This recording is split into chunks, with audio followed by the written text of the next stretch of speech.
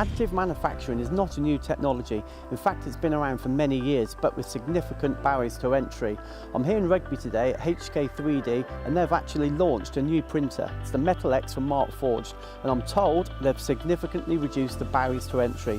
There's an event video coming later in the week, but for now, let's go and take a look at what this new printer's got to offer.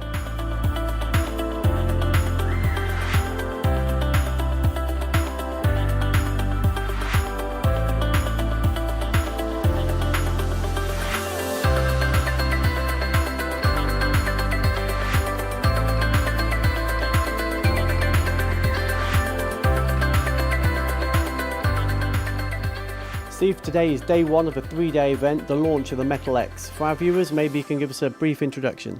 Yeah, of course, yeah. So we've been working with Markforged for a couple of years now in the plastics side of things. People would know it as an FDM process.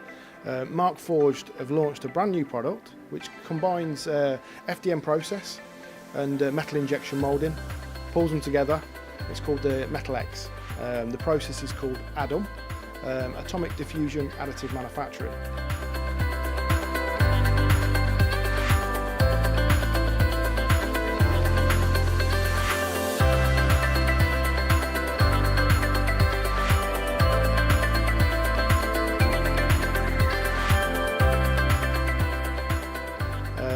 And basically what we do is we take the FDM process, we have a material which is 60% of its metal type, 20% of its wax, 20% plastic, and it's laid down layer by layer and built up.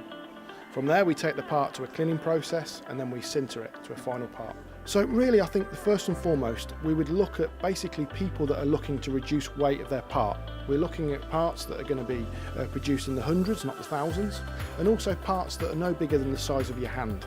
Anything kind of fitting within them parameters is a starting point for us.